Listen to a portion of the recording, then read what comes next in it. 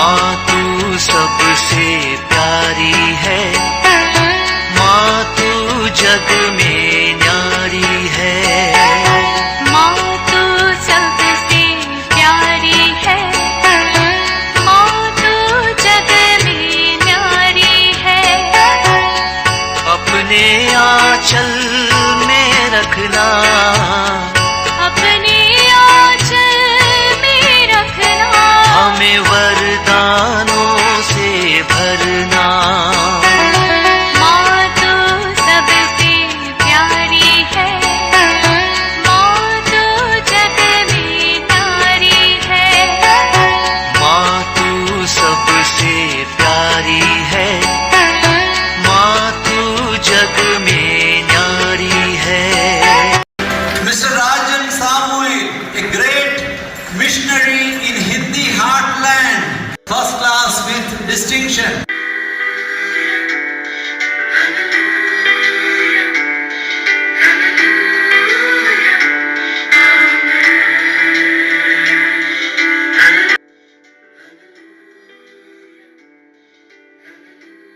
पिता, पुत्र और पवित्र आत्मा के नाम पर आमीन। आप सबों को जय यीशु। मेरे पास एक सवाल, मजेदार सवाल आया है। आज का क्लास उसके लिए मैं उत्तर देना चाहूँगा। सवाल ये है, पवित्र बाइबल में आदम हेवा के विषय में कहानी है। उनका दो पुत्र काइन और हाबिल। काइन ने हाबिल का वध किया। इसके बाद वो काइन ईश्वर से दूर जाते हैं। और आगे लिखा है, वह अपने पत्नी से संसर्ग हुआ और वो गर्भवती हुई और पुत्र हनोक को जन्म दिया। मुझसे सवाल किया, काइन को शादी करने के लिए पत्नी कहाँ से मिली?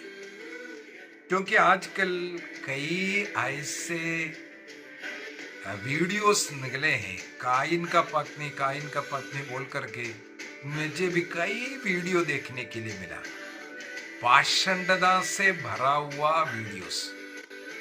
वो लोग आजाद है, कुछ भी सिखा सकता है, लेकिन कैथोलिक कलीसिया ऐसा शिक्षा नहीं दे सकता। इसलिए कैथोलिक कलीसिया जो बाइबल के आधार पर जो शिक्षा दे रहा है, इस सवाल का उत्तर, उससे पहले मैं उस पाठ को थोड़ा पढ़ना चाहूँगा। हम लोगों को मालूम है काइन और हाबिल की कहानियाँ।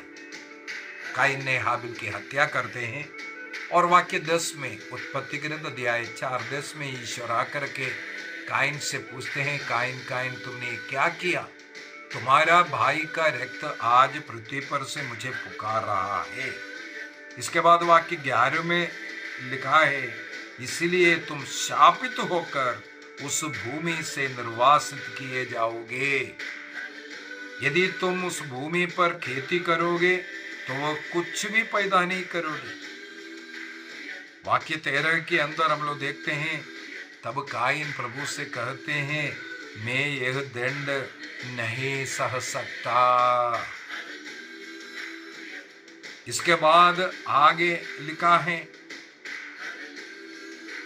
तू मुझे उपजाऊ भूमि से निर्वासित कर रहा है, मुझे तुझसे दूर रहना पड़ेगा।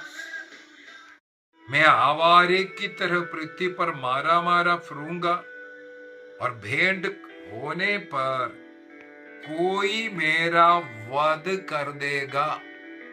ध्यान से सुनना, कोई मेरा वध कर देगा। ये कोई कहां से आया? इसके बाद आगे वाक्य 16-17 को भी पढ़ता हूं।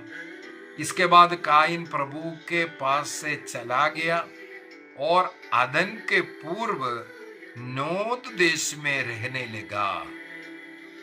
इसके बाद लिखा है वाक्य 17 में, काइन का अपने पत्नी से संसर्ग हुआ, वह गर्भवती हुई और उसने हनोक को जन्म दिया। इसके बाद वो काइन के संततियों के विषय में एक प्रकार उनके वंशावली को लिखा हुआ आगे हम लोग पढ़ते हैं। तो यहाँ पर दो सबसे पहले यहाँ लिखा है, जब मैं पृथ्वी पर मारा मारा फिरूंगा और भेंट होने पर कोई मेरा वध कर देगा। भेंट होने पर कोई मेरा वध करेगा, इसका मतलब पृथ्वी पर और भी कोई लोग हैं।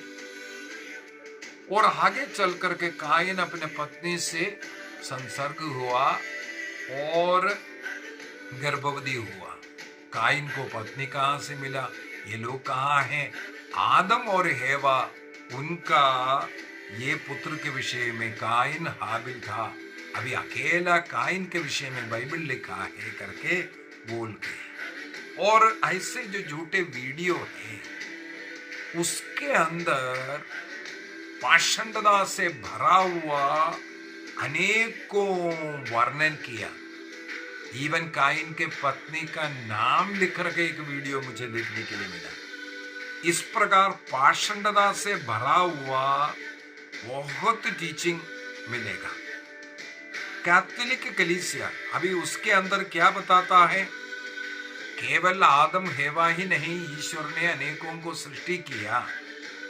और जो एवोल्यूशन थियरी है, एवोल्यूशन थियरी कैथोलिक चर्च ने 1950 के अंदर संत पापा पियूस 12वां ह्यूमानी जेनरिस नाम की पत्रिका के द्वारा कलीसिया वैज्ञानिक खोजों का, या जो भी वैज्ञानिक लोग, साइंटिस्ट लोग जो खोज कर करके जो बता रहे हैं उसके खिलाफ नहीं,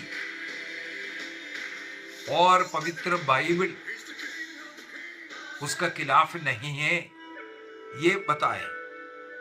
और इस इवोल्यूशन थियरी को बता करके अनेकों इस प्रकार जोड़े थे और अनेकों लोग संसार भर में भरा हुआ था करके सिखाते हैं। इस प्रकार का इवोल्यूशन थियरी जरूर कलीसिया स्वीकार करते हैं, क्योंकि अगर शास्त्र उसको प्रूफ कर सकता है, कलीसिया उसके खिलाफ नहीं है। उसका आगे मैं बताऊंगा। लेकिन कलीसिया जोर दे करके खंडन करता है कि जैसे अनेकों वीडियो में ये देख रहा है, कई दंपतियों का, जोड़ों का एक सिद्धांत जिसको पॉलीजेनिज्म कहते हैं। पॉलीजेनिज्म, कई जोड़े हैं, उनके कई बच्चे उत्पन्न हुआ, कई ऐसा बोले, इस प्रकार सिखाने वाला झूठी शिक्षा, ये एवोल्यूशन थियरी में भी नहीं आते हैं। मैं बोलूंगा लोग ऐसे अपने बुद्धि को लगा करके इस प्रकार के बातें करते हैं। लेकिन पवित्र बाइबल इस विषय में क्या कहते हैं, इसको भी हमें समझना है। जैसे काइन स्वयं कहते हैं, कोई किसी से भेंट हुआ वे मुझे मार सकता है, क्योंकि मैंने अपने भाई को जैसे मार डाला उसी प्रकार उन लोग भी मुझे मार डालेगा। यदि मैं ईश्वर से, तुमसे दूर चले जाऊंगा, कोई मुझे मार डालेगा करके वो घबराने लगा। इसलिए ईश्वर के पास ही रहना चाहते हैं। अब कोई उधर है, ये हम काइन के बाद से पता चल रहा है। फर्स्ट, दूसरा, आगे उत्पत्ति ग्रंथ 4:16-17 के अंदर लिखा है काइन शादी किया है, काइन का पत्नी है और काइन के कई बच्चे भी हो रहा है। आगे आगे उसके विषय में इसका उत्तर ढूंढने के लिए यहाँ पर काइन और हाबिल के विषय में लिखा है। कहा? उत्पत्ति ग्रंथ अध्याय 4 के अंदर। यदि हम लोग उत्पत्ति ग्रंथ अध्याय 5 को वाक्य 3 और 4 को पढ़ेंगे, जेनेसिस चैप्टर 5 वर्स 3 और 4 में थोड़ा सा पढ़ना चाहूंगा। वहां पर आदम का वंशावली इस प्रकार है बोल करके वाक्य 1 शुरू हो रहा है। वाक्य 3 में लिखा है, जब आदम 130 वर्ष का हुआ तब उसको अपने अनुरूप, अपने सदृश एक पुत्र हुआ जिसका नाम आदम ने सेत रखा। इसका मतलब हाबिल मरने के बाद उनको सेत नाम का एक पुत्र जन्म होता हुआ। और आदम की वंशावली को उसी से लिखा हुआ मिलेगा। अभी आगे को भी हमें समझने की पढ़ने की जरूरत है। सेत के जन्म के बाद आदम 800 वर्ष और जीता रहा। ध्यान से सुनना, सेत के जन्म के बाद आदम 800 वर्ष और जीवित रहा। इसके बाद क्या लिखा है? तथा उनके और पुत्र तथा पुत्रियां हुई। आदम को और पुत्र पुत्रियां हुई है, ये लिखा हुआ है। इसका मतलब आदम का वंशावली, आदम, हेवा, काइन और हाबिल में खत्म नहीं हुआ। और हाबिल कदम आदम के काइन ने हाबिल का हत्या करने के बाद, हाबिल के मृत्यु के बाद काइन को हनोक जन्म हुआ और हनोक के द्वारा कई वृत्तांत लिखा हुआ मिलेगा। इसके बाद सेत के विषय में लिखा हुआ है। और साथ ही साथ वाक्य 4 के अंदर, अध्याय 5 का वाक्य 4 में लिखा है 800 वर्ष के अंदर आदम और हेवा को अनेकों संतान हुआ। इसका मतलब काइन ने जो विवाह किया, आदम को जो अनेकों संतान हुआ है, उनमें से एक लड़की से शादी किया है। ना कि कई जोड़े ईश्वर ने, आदम और हेवा के समान कई जोड़ों को ईश्वर ने सृष्टि किया था, या एवोल्यूशन थियरी में कई मनुष्य, कई जोड़े हुआ और उनके द्वारा मनुष्य संसार में फैल गया। ये गलत शिक्षा। बल्कि बाइबल के अनुसार शिक्षा ये सही है, आदम और हेवा को और भी अनेकों संतान हुआ, लड़कियां भी हुए हैं, और उनके द्वारा और उनसे काइन ने शादी किया और उनके संतान हुआ। अभी सवाल ये उठता है, क्या ये काइन का बहन नहीं है? जी हाँ, काइन का बहन है। काइन के बहन से शादी ना करने का कोई नियम उस समय पर नहीं है। अभी आजकल के मॉडर्न साइंस कहते हैं यदि भाई और बहन के बीच में या रक्त संबंधियों के बीच में विवाह होते हैं तो किसी माँ में या पिता में कोई बीमारी है, ऐसा कोई डाउन सिंड्रोम है, वो माँ का और पिता का मिलकर के अपाहिज बच्चों का जन्म होता है। ये मॉडर्न साइंस प्रूव भी करता है, वो सही भी है। अभी हमें सोचने की जरूरत है, आदम और हेवा की सृष्टि ईश्वर ने किया है, किसी भी डाउन सिंड्रोम के द्वारा नहीं, कमी के द्वारा नहीं। काइन ने आदम के जिस बेटी से शादी किया, बहन से शादी किया, वे भी डाउन सिंड्रोम वाला नहीं है। अभी अनेकों पीढ़ियों के बाद, हो सकता है लाखों वर्षों के बाद, लेवी ग्रंथ के अंदर ईश्वर ने नियम दिया, अपने रक्त संबंधी से विवाह करना मना है। मूसा नबी के द्वारा सिनाई पर्वत पर ईश्वर ने नियम दिया। लेवी ग्रंथ 17-18 वर्ष में इस प्रकार का जो अनेकों नियम जो सिखा रहा है, उसमें हमें पढ़ने के लिए मिलता है, अपने रक्त संबंधी से भाई और बहन के बीच में विवाह करना गुनाह है। क्योंकि अनेकों वर्ष के बाद, हजारों वर्षों के बाद कई लोगों में इस प्रकार एक ही माता पिता का जो बच्चे हैं, ऐसा डाउन सिंड्रोम, कोई बीमारी, कोई कमी के साथ बच्चे लोग पैदा होना शुरू हुआ है। इसके बाद अगर उनके आपस में विवाह होता है, एक नैतिकता का विरुद्ध है भाई और बहन आपस में विवाह करना। दूसरा, उनका साइंस के मुताबिक उनके अंदर जो भी कमियां हैं, वो अपाहिज बच्चों को जन्म देने का कारण बन सकता है। इसका मतलब है ये जो सवाल किया था उसका एक ही उत्तर इस बाइबल से निकाल करके मैं यही दे रहा हूं कि काइन ने अपने बहन से विवाह किया और उस समय पर यह अनुवदनीय था। अपने कुटुंब में, अपने कुल में, अपने बहन से शादी करना उस समय पर कोई मना नहीं था और वो कोई नैतिकता का विरुद्ध भी नहीं था उस समय पर। ये बाद में आकर के भाई बहन के बीच का ये विवाह को नैतिकता का विरुद्ध और बीमारी का कारण ये सब मानना शुरू हो गया। और कारण भी है, और उसके पीछे का एक और कारण है, विवाह करने के लिए दूर के लोग, मतलब रक्त संबंधी नहीं है, ऐसे इस पृथ्वी पर अनेकों लोग हैं, तब उनसे विवाह करो। अपने रक्त संबंधी से विवाह नहीं होना चाहिए।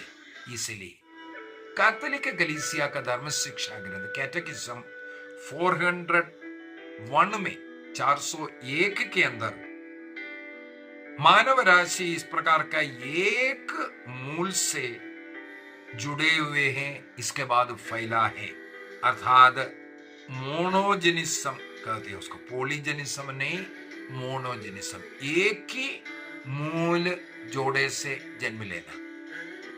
पॉलीजेनिज्म में जो वीडियोस जो सब बना कर डाल रहा है, उनका कहना है ऐसे अनेकों आदम हेवा जोड़ा था, उनके संतान है। नहीं, ये गलत है।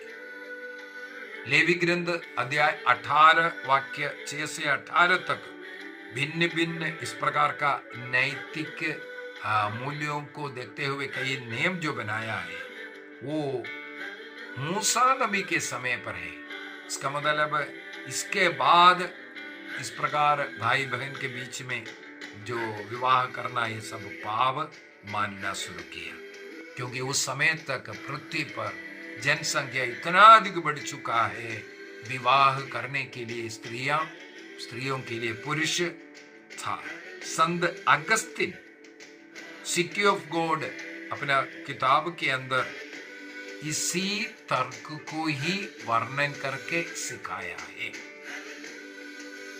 और मॉडर्न साइंस जो जोखिम इससे होगा ये कर करके जो बोल रहा है, वो उस समय पर नहीं होता था। आदम हेवा या काइन अपने पत्नी, उनमें इस प्रकार का दोष नहीं होने के कारण कोई हानिकारक जो जीन नहीं था, इसलिए ये उस समय पर मान्यता था। और विवाह करने के लिए इतना लोग, पुरुष या स्त्री, उस समय पर नहीं था, इसलिए न्यायिकता का विरुद्ध नहीं है। और उस समय पर वो अनुवदनीय था, बीमारी नहीं था। ये सब हमें हमारे बुद्धि में, दिमाग में रखने की जरूरत है। अभी बाइबल में लिखा हुआ बात ना समझने के कारण कई लोग एक एक वचन को उसी प्रकार लेकर के पढ़ना शुरू करते हैं। कैटेकिज्म 110 के अंदर पवित्र बाइबल के ये जो वचन है, उसको सही समझने के लिए उस समय का संस्कृति, उस समय का जो सामाजिक नियम, ये सब समझने की जरूरत है। हर सब कुछ को लिटरली लेकर के देखना, ये आप अपने को धोखा देगा, आपको अपने को अविश्वासी बनाएगा।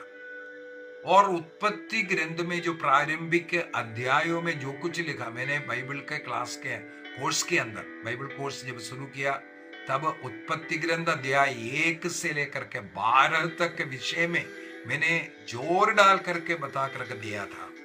उस पीरियड में जो लिखा हुआ बात, उसका कोई काल नहीं, कोई समय नहीं, ये सब उसको प्री हिस्टोरिकल लिटरेचर है। वो सब प्री हिस्टोरिकल, जो कुछ लिखा है वो प्री हिस्टोरिकल है, उसका कोई समय सीमा नहीं, कुछ नहीं मालूम है। लेकिन उसका एक लक्ष्य है, सब कुछ का सृष्टि ईश्वर ने किया, ये बताना। और कैटेकिज्म 390 के अंदर साफ साफ सिखाते हैं कि उत्पत्ति 3 में जो आदि माता पिताओं का पतन के विषय में, आदि पाप के विषय में जो लिखा हुआ है, ये एक प्रकार रूपात्मक रीति से जरूर लिखा है। उसको उसी समय पर, कई लोग बोलते हैं एप्पल खाया है, आदम हेवा ने कौन सा फल खाया, कभी पूछता है, वो एप्पल को हर जगह पर फिल्म में, पिक्चर में सब दिखाता है, ये एप्पल सोचते हैं, एप्पल का पेड़ वहां था क्या, पता नहीं क्या क्या खोजने लगे। तो एक रूपात्मक रीति से इसको लिखा गया है। उस रूपकात्मक रीति से लिखने वाले चीजों का समय काल ये सब ढूंढना एक प्रकार का पागलपन है। विशेष रूप से मैं उस समय पर जो बाइबल कोर्स के अंदर बोल करके दिया था, उत्पत्ति ग्रंथ अध्याय 1 और 2 में जो बहुत बड़ा एक फर्क, क्या गलत है? गलत नहीं है, वो सही है, लेकिन लेखक ने क्या समझाना चाहा उसको हमें समझने की जरूरत है।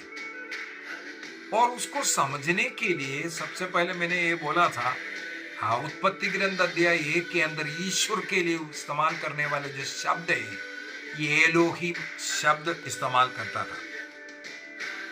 और अध्याय 2 के अंदर ईश्वर के लिए याहवे एलोहिम लिखा हुआ है। मैंने उस समय पर बोला था 2 प्रकार का ट्रेडिशन है, 2 ट्रेडिशन है, एलोहिमिस्ट और याहविस्ट। ये 2 ट्रेडिशन के अनुसार लिखा हुआ बात है। अध्याय 1 को अगर देखें, 6 दिन में सारी सृष्टि कर्म जो करना, और अध्याय 1 का वाक्य 1 में ही उसके विषय में लिखा हुआ है। मैं थोड़ा सा पढ़ता हूं। प्रारंभ में ईश्वर ने स्वर्ग और पृथ्वी की सृष्टि की। पृथ्वी उजाड़ और सुनसान थी। पृथ्वी उजाड़, उसका कोई रूप नहीं था और शून्य था। इसका मतलब रूप रहित धरती को, संसार को एक रूप देने का कार्य, और वो शून्य था, उस शून्यता को भरने का कार्य अध्याय 1 के अंदर 6 दिनों में हुआ। एक एक दिन कर करके जो लिखा हुआ, 6 दिन में ये हुआ, पहला दिन ये हुआ, दूसरा दिन ये हुआ, ऐसे ऐसा बोलकर पहला 3 दिन को अगर देखें, ईश्वर ने रूप रहित इस संसार को एक रूप दिया करके हमें मिलेगा। रूप रहित इस संसार को, केवल पृथ्वी को नहीं, ब्रह्मांड को एक रूप में लेके आया पहला 3 दिन में। सबसे पहले क्या किया? रूप दिया। इसके बाद अगला 3 दिन में क्या किया? शून्य संसार था, उसको शून्यता को भर दिया, सृष्टि के द्वारा भर दिया। इसका मतलब रूप देना और सृष्टि, उस पृथ्वी को भरना, ये सब कार्य ईश्वर ने किया। अध्याय 2 के अंदर एक अलग रीति से उसको लिखा हुआ है। ये है एलोहिम और याहवे एलोहिम, अर्थात एलोहिस्ट ग्रुप और याहवेस्ट ग्रुप। ये ट्रेडिशन के द्वारा लिखा हुआ 2 अध्याय है। ये हम लोगों को अध्याय 12 तक इस प्रकार कुछ न कुछ बातें मिलेगा। कुछ बात में कुछ लिखा, जैसे नूह के समय पर बाढ़ हुआ, उसका वर्णन में भी कई लोग सोचते हैं उसके अंदर भी कुछ गलती लिखा हुआ है।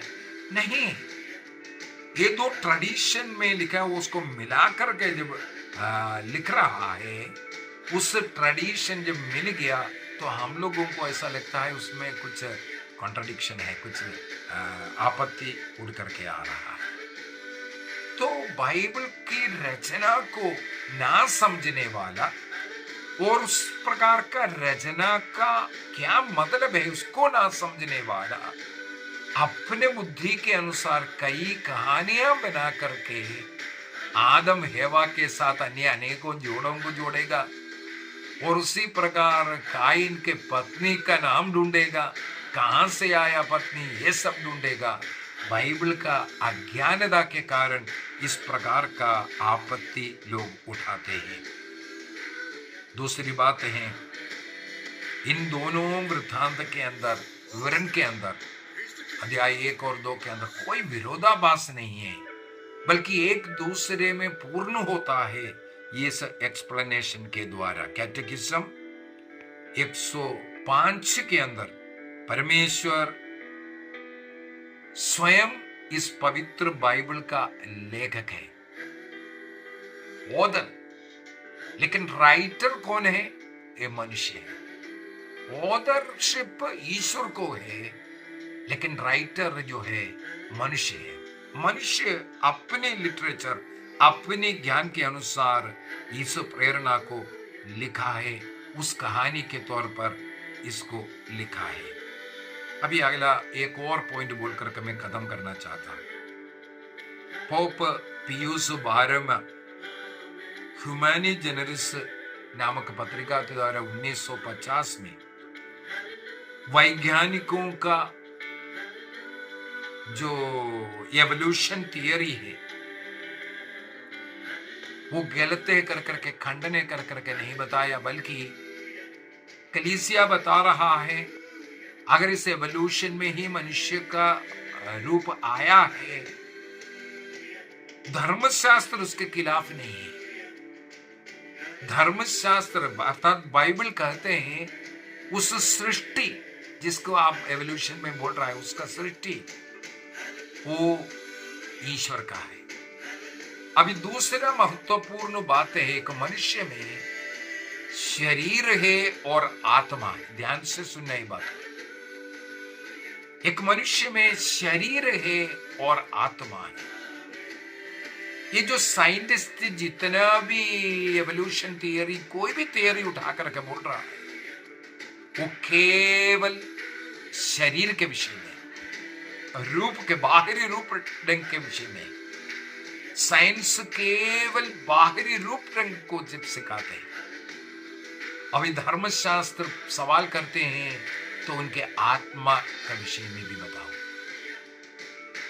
जैसे शरीर इवोल्यूशन में जो बढ़ रहा है, रूप ले रहा है, लेकिन आत्मा इस प्रकार रूप नहीं लेते। आत्मा एक ही प्रकार का है, वो आत्मा ईश्वर से ही आता है। आत्मा किसी जानवर से, किसी पशु से, किसी पक्षी से, किसी मनुष्य से नहीं आता, बल्कि आत्मा आता है ईश्वर से। अर्थात एक व्यक्ति में जब तक आत्मा नहीं है, वो निर्जीव है, उस पुतला जो मनुष्य साइंस में जो स्टडी कर करके जो बनाया है या बोल रहा है, उस पुतला में जीवन डाला ईश्वर ने आत्मा देकर। पवित्र बाइबल यही सिखाते हैं। सब कुछ का सृष्टिकर्ता अर्थात जीवन देने वाला ईश्वर है।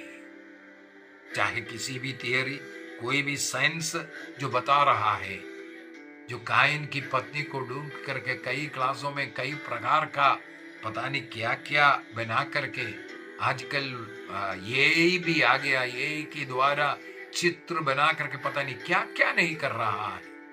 लेकिन सत्य शिक्षा जो मैंने सिखाया है, वही शिक्षा, उस पर कलीसिया हमेशा अड़ी है, वही विश्वास करते हैं। सब कुछ की सृष्टिकर्ता ईश्वर है। आइए हम अपने आंखें बंद करें। आज हमने देखा एक कठिन प्रश्न, बार बार पूछने वाला प्रश्न, कायन का पत्नी कौन है? और पवित्र बाइबल स्वयं कहते हैं आदम और हेवा को और भी अनेकों संतान हुए, उन्हीं संतानों से अनेकों जनता दुनिया में फैलाए। उनमें से एक कायन का पत्नी। क्या भाई बहन के बीच में विवाह मान्यता है, अनुमति है? जी हाँ, उन दिनों में यह अनुवदनीय था। दो कारण, स्त्री के लिए पुरुष, पुरुष के लिए स्त्री उस समय पर बहुत ही कम, और उनमें कोई ऐसा दोष नहीं था, उनके जीन में कोई दोष नहीं था।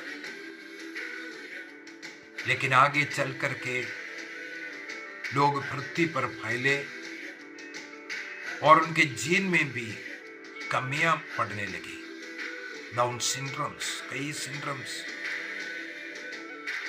तब लेवी ग्रंथ 18 के द्वारा रक्त संबंधी के बीच का विवाह को ईश्वर ने मना किया। नैतिकता हो या बीमारी के कारण, साइंस के द्वारा। आदिम काल में ऐसा नहीं होता था। आइए हम प्रभु को धन्यवाद दें, इस ज्ञान के लिए प्रभु की स्तुति करें, आराधना करें। प्रभु हम सबों को आशीष दे, कृपा दे, पिता, पुत्र और पवित्र आत्मा के नाम पर आमीन। आप सबों को जय यीशु।